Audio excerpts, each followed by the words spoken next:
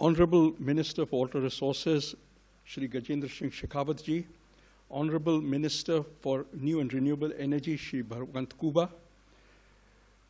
Ms. Lucina, Mr. Popley,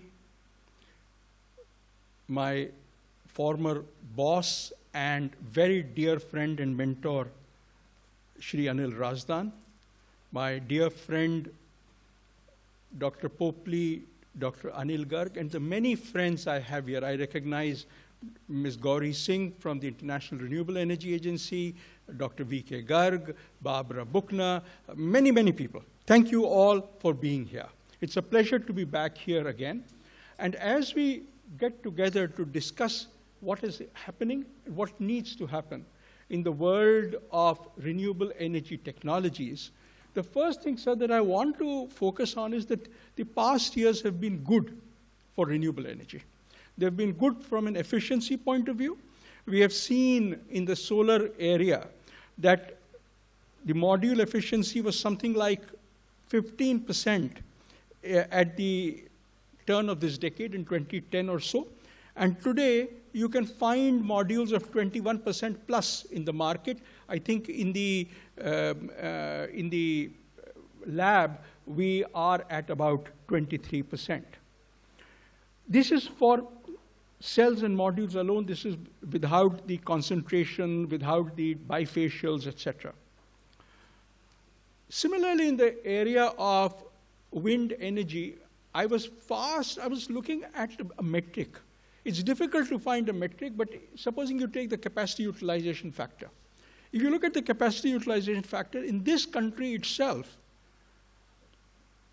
in the early part of this decade, say 2008, 2009, 2010, our capacity factor used to be in the vicinity, I think, of something of the order of 14%, and it's up to 20% now. This has happened due to a variety of reasons. Technologies have become better, the nacelles have become taller, and this is not just in India, it's globally. So as Ms. Lucina might point out, in the US, I think it was around 2000 that the capacity factor, it was somewhere around 22%, and today it's somewhere nearly 35%. So we have seen a global increase in the efficiencies of both wind machines and solar machines. This has also been accompanied by a competitive procurement process across the world, which has meant that prices have dropped.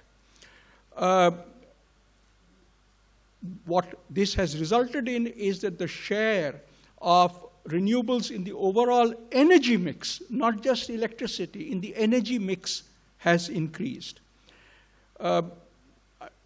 Numbers are a little difficult, but if I look at the year of the Paris Agreement 2015, we saw that renewables constituted about 17%, 18% of the global investment in energy. And this had reached almost 26% last year. This includes the oil and gas sector, it includes the coal sector, and obviously it includes the electricity sector.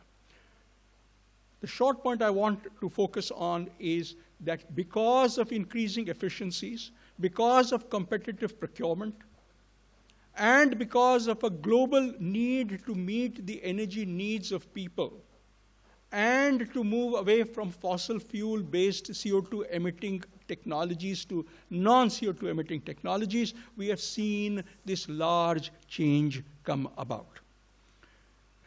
Now, the second point that I want to focus on is what has this change meant? This change has essentially meant that the cost of electricity has been reasonably constant. Please note the cost of electricity has been reasonably constant. But what it has meant is that the capital costs have increased and the variable costs have decreased.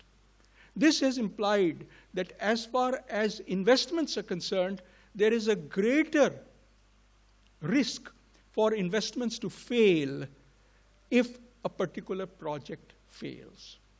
Increases the lumpiness of investments. I will then propose, and I will reiterate it later, that what is needed is to build up investor confidence, to invest at a faster rate. The numbers that I quoted are global numbers, but they hide within themselves a great skewedness.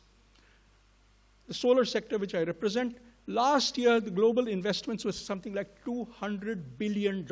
Huge amount of money. The largest single source across the world, that electricity source that had been invested in. But only 5%, 4.7% to be exact, of these investments went into Africa, the place where the largest energy needs are, the place where the best insulation, solar insulation is.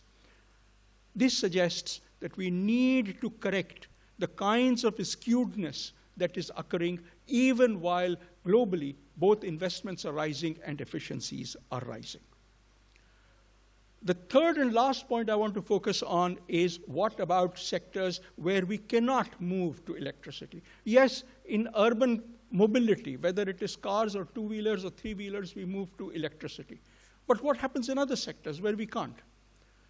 Today it seems that hydrogen, manufactured using renewable energy, could be the source of non-carbon based energy, thermal energy for various applications. That's great, but as Mr. Popley pointed out, the price difference is almost an order of 3.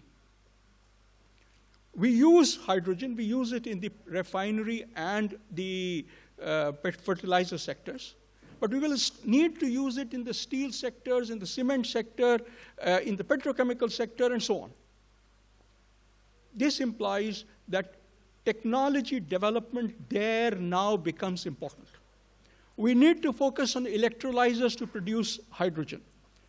The sizes of electrolyzers today are relatively limited. We need to increase those sizes. With those sizes will come some increases in the efficiencies, although the efficiencies of these electrolyzers are pretty high to begin with. But if you're talking of renewable energy, which is available intermittently, that's something that electrolyzers will need to couple when they talk of their overall capacity utilization. This, therefore, again comes to the issue of demand creation. How do we create the demand for hydrogen in the various sectors that I spoke about, steel, cement, petrochemicals, etc.?